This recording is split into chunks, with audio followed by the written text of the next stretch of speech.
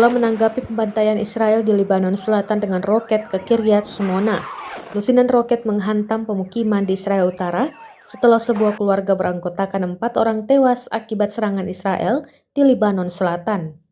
Hezbollah menembakkan puluhan roket ke pemukiman Kiryat Shmona di utara Israel pada tanggal 5 Mei sebagai tanggapan atas pembantaian Israel yang menewaskan seluruh keluarga di Lebanon Selatan pada hari itu. Polisi Israel mengatakan mereka sedang menangani beberapa lokasi dampak dan kerusakan properti di Kiryat Shmona menurut media Ibrani. Rekaman video di media sosial menunjukkan asap dan kerusakan pada bangunan dan kendaraan, serta momen beberapa roket dan rudal menghantamnya.